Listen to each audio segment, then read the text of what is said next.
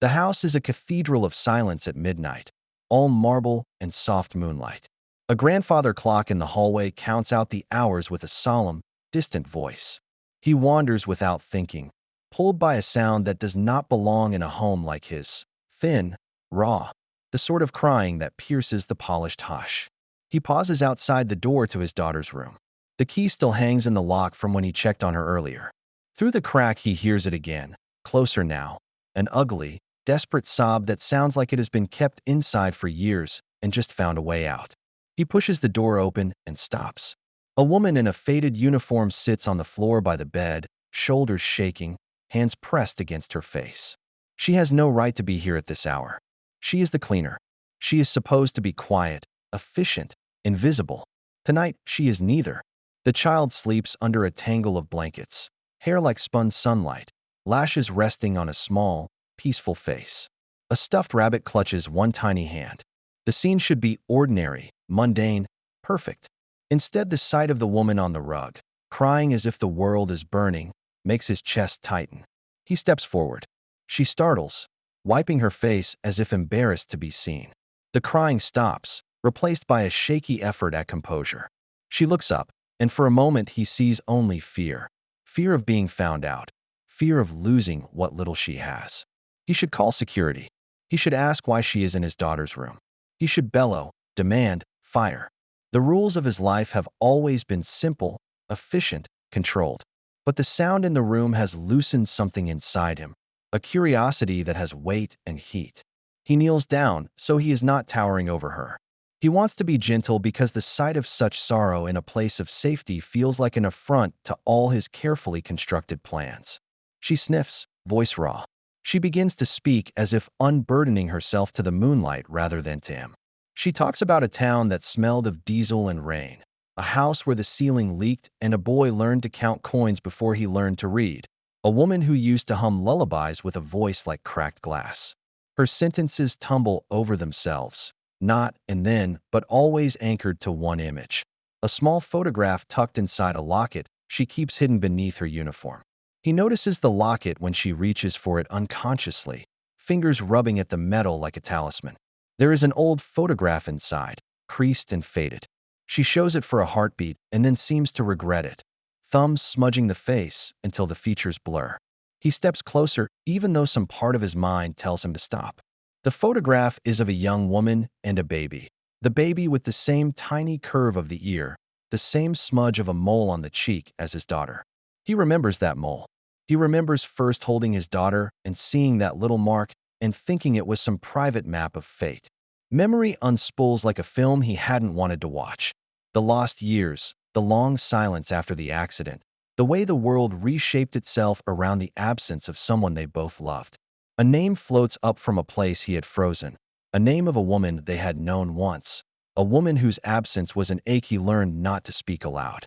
She hears the silence and looks up again, eyes suddenly very steady.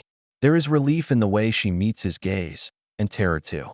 She speaks then because silence has been her companion for too long. She tells him the truth like handing over a fragile glass to be judged, tested, accepted, or shattered. She was the one who had to leave. Not because she wanted to. Because starving is its own kind of cruelty. She used what little she had to send the baby away with another family she trusted. Years later, she tracked the child to the city, found a way into the estate as a cleaner because it was the only way to be near her without breaking laws and lives. She kept her distance, watched from a shadow, learned the child's laugh like a sacred song. Some nights the longing became unbearable. Some nights she came into the room and touched the foot that looked like hers and told the air a name. He listens and feels the ground under him shift. He is furious at the lies, at the secret. He is furious that a life was dismantled by poverty and choices made in panic. But under the anger there is something older, softer, recognition. There is a face in his memory that matches the woman's, the slope of a nose, the way she licked her lip when she was nervous. He had been blind to a lot in the years of grief. He had paid others to find answers, to keep the blame tidy. He had failed to notice the small truths under his nose. The daughter stirs in her sleep. The cleaner freezes, afraid to wake her. He sees her hand hover, a silent apology to the child who is unaware of the collision of adult stories happening at the foot of her bed. He asks the question he didn't want to ask and hoped he wouldn't have to. Why stay? Why not leave and never return to this house and this pain? She answers like someone who has rehearsed confession in 1,000 lonely hours. Because being close is better than being nothing. Because every small kindness she could give, smoothing a pillow, brushing a stray hair, hiding a bandage, felt like repayment for a debt she had not been able to pay. Because love, even when unspoken, is a weight that keeps you from falling. Something inside him unclenches. He thinks of how he had built walls of money and contracts instead of softening the edges of people's lives with tenderness. He thinks of the daughter who deserves the truth and the cleaner who deserves more than dust and the odd compliment. He makes a decision in a single, simple breath. He will not make the choice for either of them. He will not expose her or court spectacle. He will not punish or exile. The world has been harsh enough. He will start with a question that carries no accusation, only possibility. What does she want? The answer is small and huge all at once. She wants to be seen. She wants the right to call the child by a name in private, to leave a small note in the dresser. She wants permission to be nearer than mere presence, to be acknowledged for the love she still carries. He promises that night to learn how to be better at human things. He calls her by a name he has never used before, a real name, not the shorthand of a job, and she answers like the sky opening. He tells her he will not fire her. He tells her he will arrange help, a path out of the silence that holds her. He will do more than he has done for anyone in years. The cleaner's tears now are not only sorrow, they are relief, a slow joy that feels like sunlight after a long storm. She stands, reverent and small, and kisses the sleeping child's forehead as if she is blessing both the past and the uncertain future. He watches them, a man unmoored and rebuilt in a single, private hour. Outside, the city breathes, 1,000 lives continuing. Inside, something that had been broken begins to stitch itself together with careful, awkward hands. He closes the door gently behind him so the child will not wake. He walks back through the marble rooms, the clock chiming its steady watch. For the first time in a long time, the house feels less like an exhibit of success and more like a place where people can be messy and human and forgiven.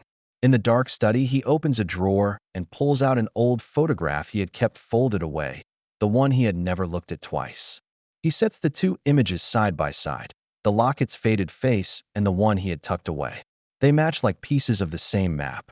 He does not have all the answers, and he will have hard conversations ahead. But he has a new aim, not to control every outcome, but to make space for truth and for the small, ordinary acts that draw people back to one another. He thinks of the cleaner on the rug, the way she had held herself like a woman who had learned to stomach her sorrow alone. He thinks of his daughter and how her life can be kinder from now on. He thinks of the word father and what it should mean beyond titles and bank accounts. He picks up the phone and dials a number he has not used in years, his hand steady now, voice gentle. There are many doors to open. Tonight, he will start with one.